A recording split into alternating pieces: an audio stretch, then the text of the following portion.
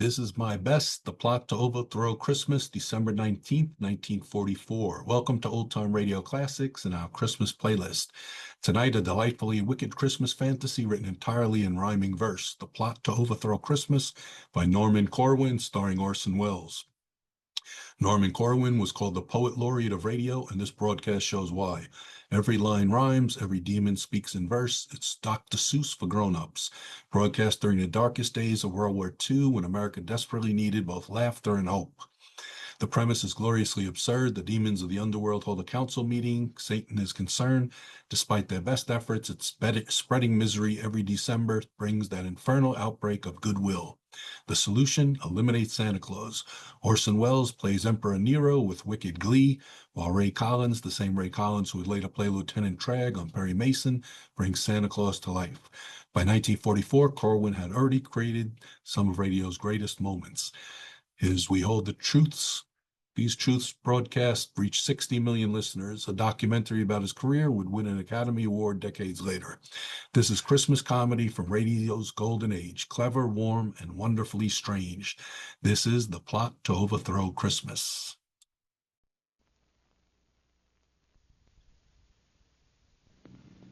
Now, listen to Orson Welles with Ray Collins in The Plot to Overthrow Christmas by Norman Corwin.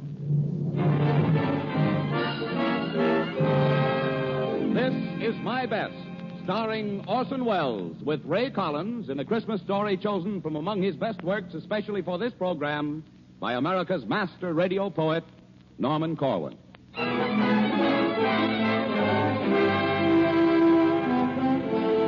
America's best stars in the world's best stories. This is My Best, presented each week for your entertainment by C-R-E-S-T-A, B-L-A-N-C-A.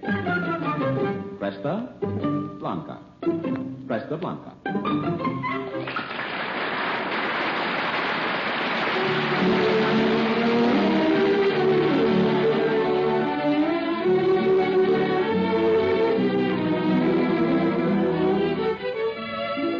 Sheltered from the ocean breezes, nestled among green rolling hills, nurtured by the friendly sunlight, cooled by softly falling rain.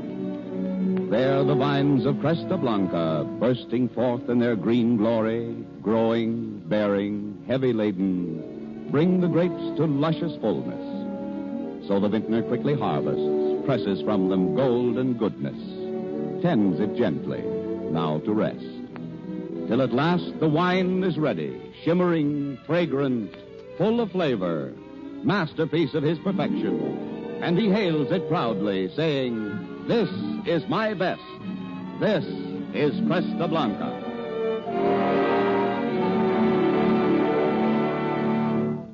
Good evening. This is Orson Welles. I'm very flattered indeed for the chance to be appearing so soon again on This Is My Best, very particularly in the radio best we have for you tonight. Best is a big word, but it isn't too big for Norman Corwin, who is certainly and beyond all argument the best writer the medium has produced. And best is a big word, but it isn't too big for Ray Collins either, who showed us the greater part of tonight's divertisement. If you know of a better actor in radio, please send me his name. I can use him in the Mercury.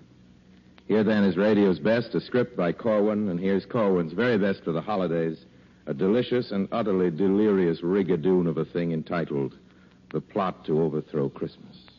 Shenley's Cresta Blanca wine presents The Plot to Overthrow Christmas by Norman Corwin, starring Orson Welles as Nero, with Ray Collins as Santa Claus on This Is My Best.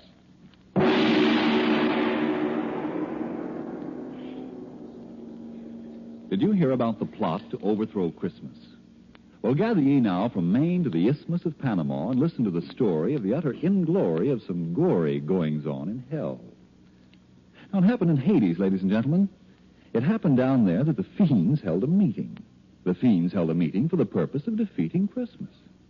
With the aid of a fade on the radio, we'll take you there with a high and a Hades-ho to hear firsthand the brewing of the plot down in the deepest Stygian grot. A grot is a poetical term for grotto.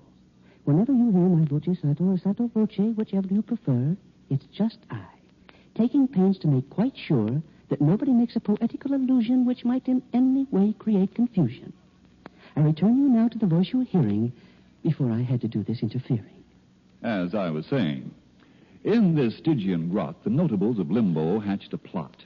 And what went on in the sulphurous hole we'll soon pick up by remote control. You mustn't mind if it sounds erratic. That's merely intra-terrestrial static. And don't be surprised if you're deafened by thunder just as we start on our journey under. And so below, via radio, to the regions where legions of the damned go.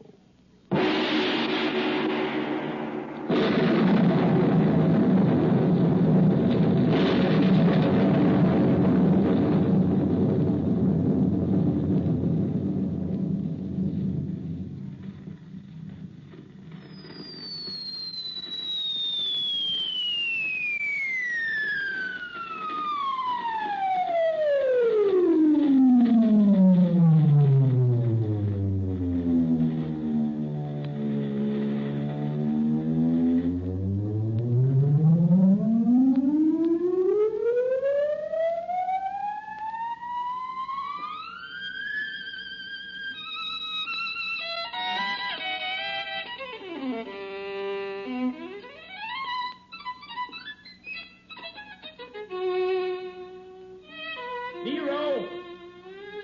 Do you hear? Oh, Nero! How dare you interrupt me in the middle of a movement of my favorite concerto? You should look to the improvement of your manners. Sir, if you please, my apologies. I would not have intruded upon your recital if the matters were not so terribly vital. The most important matter in the world is piddling when it comes to be compared with Nero's fiddling. Now, what you say may be very true, but I have been sent here to summon you to a great mass meeting of the tortured souls down in the grot of the flaming coals. Why are we meeting? Who's on the spot? We're meeting in order to fabricate a plot. A plot against the festival that mortal men comfort in and gladden in again and again. You see, every year... Never mind the facts. I don't want to hear how mortal man acts. The only information about which I care concerns the mass meeting and who'll be there. His wickedness, Mephisto, will preside. Naturally. And several of the Borgias will be sitting at his side. And down in front by the sizzling podium will be many personalities known for their odium. Haman Caligula, Medusa and Legree. That's all very nice, but what about me? Oh, you'll be sitting in row A, center, between Ivan the Terrible, the Tormentor, and Circe. Mercy, why, they're both deranged. Do you wish me to see if your seat can be changed? Yes, if you will, please. Taste comes first, even though a soul may be eternally cursed. Right-o. See you at the meeting, then? Yes, and now back to my fiddling again.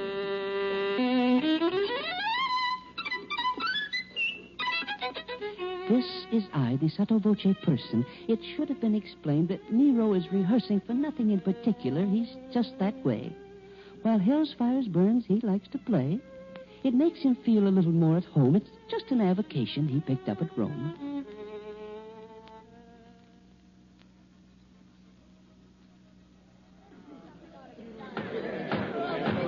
The meeting will now come to order, please.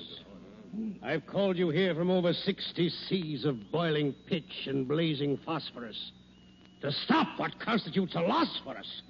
And this is the reason. Though we've done well in carrying forward the work of hell, we've left a very big job unfinished. After all these years, there is undiminished goodwill on earth every late December because of Christmas. Now, please remember that as long as this continues to be, the race of man will not belong to me. I will listen now to any questions you may want to ask.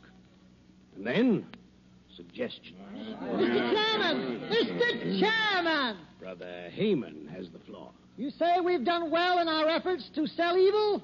I say we've done better. We have carried out the letter of your law. We've done what I think is a pretty good job.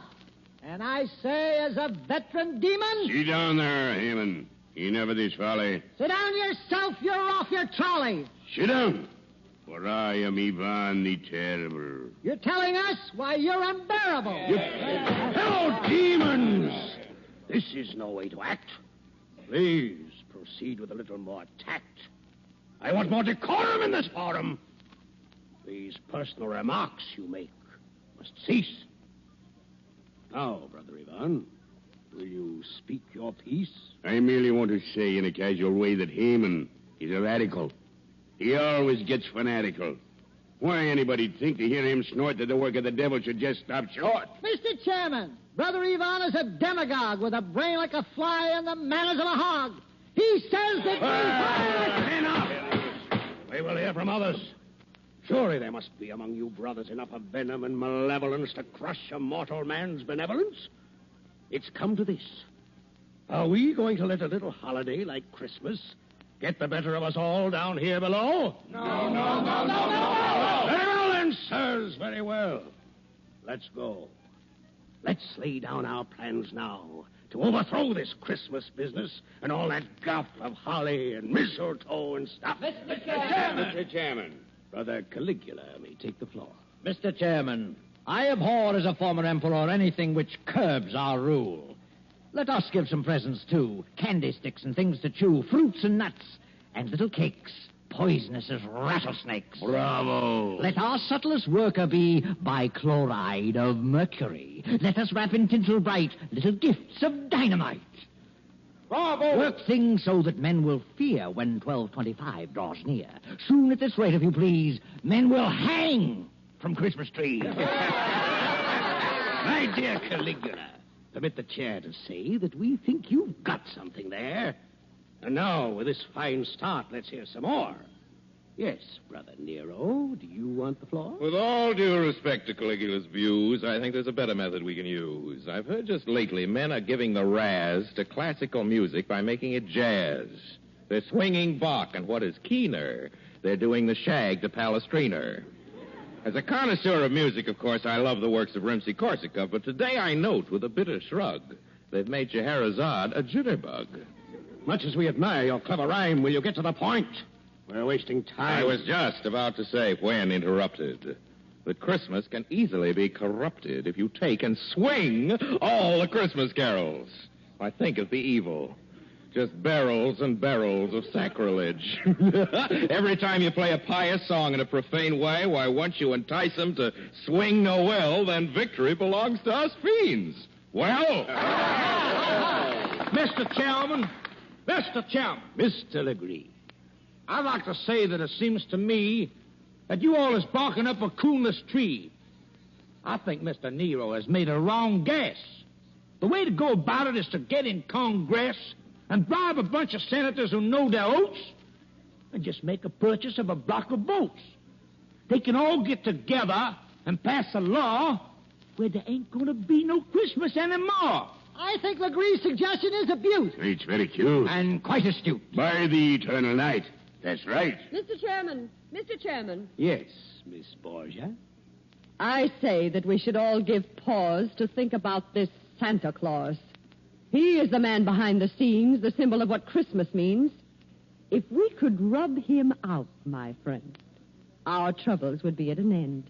Just think how it would tickle us to liquidate St. Nicholas.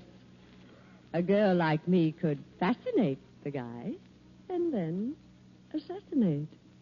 You think that you could do it, pretty one? Are you sure you wouldn't be by pity one? Mm-hmm. Sometimes you are an awful tease, my master Mephistopheles. Ain't I murdered several dozens, poisoned uncles, aunts, and cousins? Men of virtue all have cussed me. I'm sure that you can trust me. Of that we haven't a particle of doubt, Miss Borgia. I'm sure we all have nothing but kind feelings towards you. But many times a woman spy, alas, adores her victims.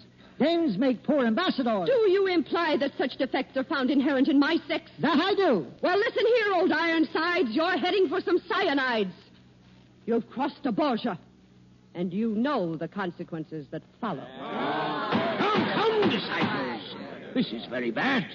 There's nothing to be gained by getting mad. Now, suppose we put the matter to a vote.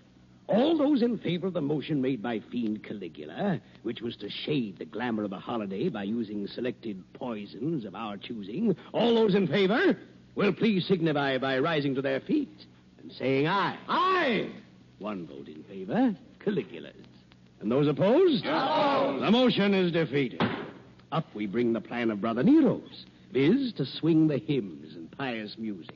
All those for will please respond by raising up a paw. For! And those against? Against! Very well. Now, the project of Legree's.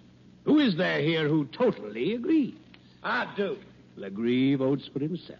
And those opposed? Opposed! And now all those who favor Borgia's cause, it being to eliminate Santa Claus. Aye, aye, aye! And those opposed? It seems the women have a way with them. At least they have carried the day with them. Motion's carried. And now we'll decide which one of us will take Nick for a ride. We'll all draw lots and thus settle the moot point of who'll be sent to execute.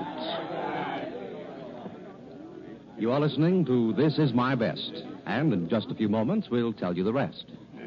But ere we return to the story of strife, a word, if you please, of a season that's rife with greetings and goodies and food served so fine with the elegant touch of a good table wine. A good table wine, Cresta Blanca California Sauterne. A wine that is golden, delicious, and light. A wine that will earn you praises galore.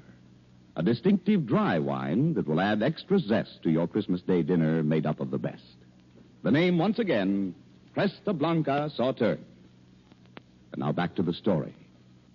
So we may all learn from our old friend Santa Voce, visiting down where it's eternal noche. This is your old friend Santa Voce visiting down where it's eternal noche. Noche is Spanish for night, you know, merely a reference just to show that English isn't all I have to go by.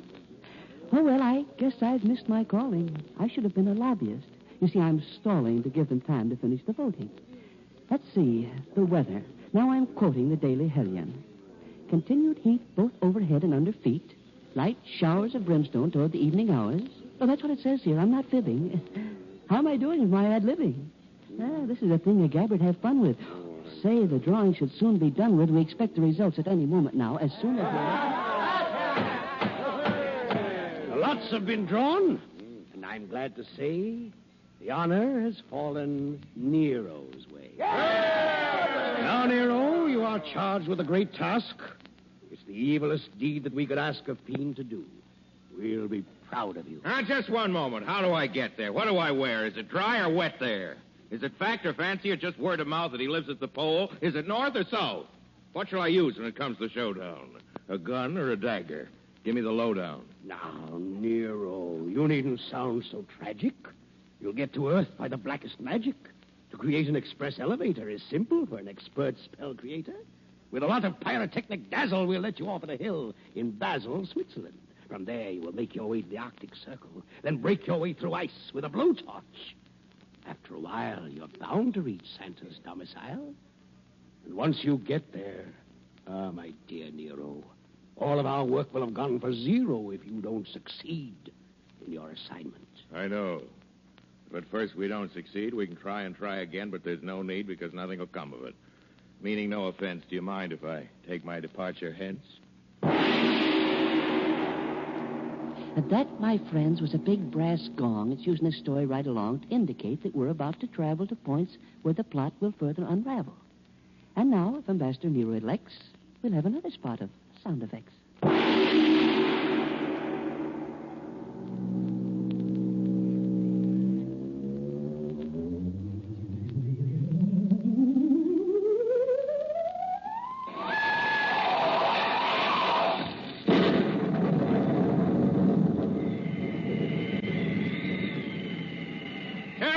Stranger, is this Basel, Switzerland?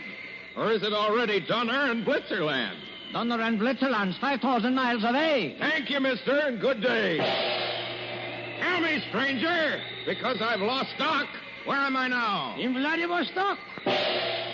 Listen, stranger, after all these centuries of blistering heat, now I have to suffer from freezing feet. I'm wincing with pain from this pesky toe. Now speak English, Eskimo. I declare by my frenetic soul I must be over the magnetic pole. My watch has stopped. Can that be right? I wonder. A light. A light! In a moment now you'll hear me knock on Santa's door. And he'll unlock it. Never more to lock again. Coming! So is doom. How do you do, sir? Very well indeed, and you, sir? Splendidly. Won't you come right in? Take your coat off. I see your chin is frozen. Also your hands and knees. Sit down while I get you some antifreeze. Don't bother, sir. I will not be long. I'm about to perpetrate a frightful wrong. In short, I'm going to do away with... Take it easy. Do not play with that gun. I know all about you. Oh, really? Haven't I had my agent scout you for weeks? You've come all this way to abolish Christmas. Now, let me say... Listen, Santa, I'm no callow stripling. I've read Ernest Hemingway and Kipling. And also the shooting of Dan McGrew and plenty of detective stories, too. And just to show you what a broad guy I am, I've also read the Rubaiyat of Omar Khayyam. Do you think that a fellow with his reading so graded could have learned so little as to be dissuaded from a main objective? Why, don't make me giggle. I'd feel a lot better if you wouldn't wiggle that gun so. Much as I'm impressed with your education, I honestly believe that a figure of your station should have given more thought to the ways of man and less devotion to the cult of Pan. I came to dispatch a duty, so don't hand me any of this tutti-frutti. If you've any last words you want to say, then spell them. I haven't got all day. Now, what's the rush? Unless I've counted wrong, the polar day has always been 6 months long. Well, after I've disposed of you, I've got to hurry right back to hell, where they'll begin to worry. Not about you, but about your career in homicide. Do you think that the mere loss of you would make them hysterical? Their only interest is numerical. Think so? Mephisto wants to rule just as much of humanity as possible for reasons of personal vanity. By the sticks, you're right. To think that he'd dare. Are there any ladies here? Will you permit me to swear? My answer to that is an emphatic no. There are several lady dolls in the toy room below. Oh, Cassius. Oh, Claudius. Oh, Naphthaline. What a fool I've been. What a fool I've been. Wait, I think I see what you're after. You're as clever as a big-time Roman grafter. Do you think I could be that meanly deceptive to Satan? Why, Santa, I'm keenly perceptive. I can see right through all your clever ruses. Nero can be plenty foxy when he chooses. I'll have you know that I'm partly a dreamer, partly a wit, and partly a schemer. I'm part philosophical and also part mystic. I suppose you fancy that you're highly artistic. Fancy? Why, I have such a sense of beauty. Don't hand me a helping of tutti frutti. Any creature who really had beauty in his soul would appreciate Christmas. He would know that the whole idea of the holiday was one of such power that all the fiends below might gnash their fangs and glower, yet never in a million years could do it harm. Because it has a glory, a greatness, a charm that you would know nothing about. Yes, that's so. The spirit that it venerates, the good cheer that it generates, are things far, far beyond you. For all your wealth, no man on earth could sell ye these. Am I so cursed as that? Will you tell me, please, what beauties there may be that I have never seen? Have you ever seen a Christmas tree, tall and green, smelling of woodlands covered with a sheen of silverness? Its branches bending low, with the fruits of human kindness instead of snow? No. Have you ever closely witnessed what takes place any Christmas morning on a young child's face? Or perceived any beauties purer than the joys distilled in the hearts of little girls and boys? Have you ever watched a fire in a fireplace on a Christmas Eve? Or listened to grace at table heavy with fruits and cakes and all the wonders that a kitchen makes? Fowls and pastries, wines and meats and nuts and raisins and candied sweets? Have you ever seen mistletoe hanging from a ceiling? In frosty air, heard a far bell pealing? Have you ever seen the beauty of a sprig of holly? Or felt for a moment how it feels to be jolly? Golly. Have you ever known how exceedingly pleasant it is to unwrap a Christmas present? Did you ever know how much cheer it lends to be wished a Merry Christmas by all your friends? Did you ever experience the fun of giving? Do you know at all of the joys of living? I guess I don't. For all of me, I never knew such things could be. Just think how long in ignorance I've slept. It must have been the company you've kept. I was a wicked tyrant once, you know. Ah, yes, but that was centuries ago. You really had no way of knowing. Perhaps. I guess that I'll be going. I really should be getting on my way. But do you have to? Don't you want to stay? Well, you see, I'm just a bit... Embarrassed? Well, yes, sir. No, don't look so harassed. I know just why you came and who it was that sent you. But that's all done with. I take it you repent you of all your past mistakes. With many pains and aches of conscience. Then you are welcome here. Please take your hat off. Your coat. Your muffler also. Take your spat off. What happened to the other one? No matter. You're pretty thin. You'll presently be fatter. I serve good food here. I'll get you a platter of steak and mushrooms. Medium or rare. I'll bet that you're as hungry as a bear. A while ago, you asked me if I understood good cheer. I do so now, St. Nicholas. I see it standing here. I want to ask you something, sir. Now, please don't give a yelp. Is there any sort of work to do where I can be of help? Indeed there is, indeed there is. And I am glad you asked me. I have so many toys to make this year, the job's got past me. But first you sit and eat this bowl. I've got a little trifle I'd like for you to see. So will you sit right here and stifle your curiosity? I'll get it for you right away. Well, who'd ever think it? Will wonders never cease? At last, after all these centuries. I'm so happy I could buzz. Well, here it is, Nero, my boy. By way of Christmas presents, I offer you this little gift. Oh, but Santa, for what reason? A very good one, sir, to wit. Compliments of the season. Well, go ahead and open it. Why stand there so reflecting? I'm just collecting thoughts, St. Nicholas. My thoughts I'm just collecting. Just think how far a tiny bit of fellowship will carry us. Oh, well.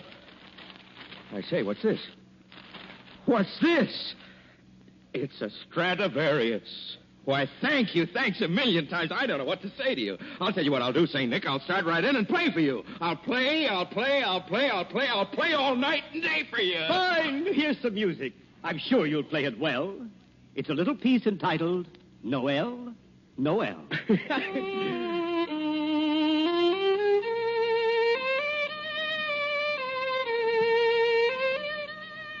This is I. Remember me, your Santa Voce friend? I've just come back to tell you that the story's at an end.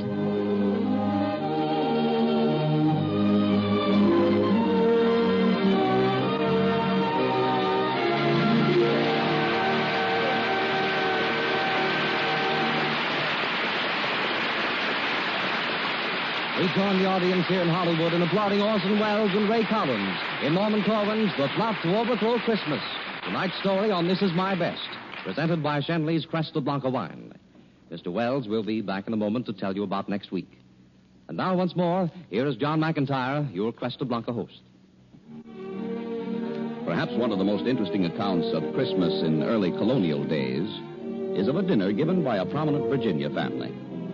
The festive Christmas table abounded with an elegant variety of turkeys, roast beef, veal, ducks, hams, puddings, jellies, oranges, apples, nuts, figs, and a variety of fine wines and punches. Today in America, our meals are less elaborate. However, it's still in the best American tradition to serve a fine wine like Cresta Blanca with the Christmas dinner. It will lend a charming, a friendly touch to your festive Christmas table. Choose the Cresta Blanca California wine your guests like best and serve it well chilled. It may be a white table wine like Chablis or Riesling, or it may be a red table wine like Burgundy or Claret. No matter what type of wine you choose, as long as the words Cresta Blanca are on the bottle, you can rest assured you are serving the crest of quality in wine since 1889. And now, Orson Welles. Thank you. Thank you, and I'm speaking also for two of the finest performers who ever stood before a microphone, Ray Collins, who was Santa Claus tonight, and John Brown, who was the devil. And now about next week's offering. On This Is My Best, I'm looking forward to it. It's a pleasure to tell you about it now. Two great American humorists are involved, the writer and artist James Thurber, from whose antic gallery of sorrowful dogs, wistful little men, and monstrous women has been chosen a strange and I think entirely perfect study, The Secret Life of Walter Mitty. The other great humorist involved is a writer, too, and a very fine one, but you know him just as well and love him as an actor. He will play Walter Mitty, and nobody anywhere ever could play it better than Robert Benchley. I know we'll all be listening, and till then, it's my privilege to remain, as always, obediently yours.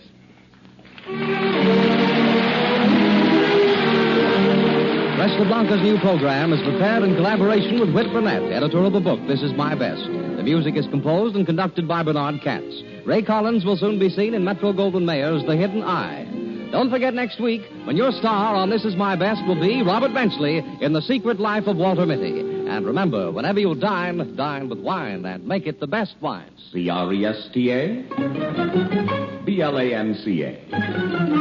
Presta, Blanca. Presta, Blanca. Presta Blanca. This Is My Best, a presentation of the Presta Blanca Wine Company of Livermore, California, came to you from Columbia's Playhouse in Hollywood. Owen James speaking. This is CBS, the Columbia Broadcasting System. WBNS Columbus.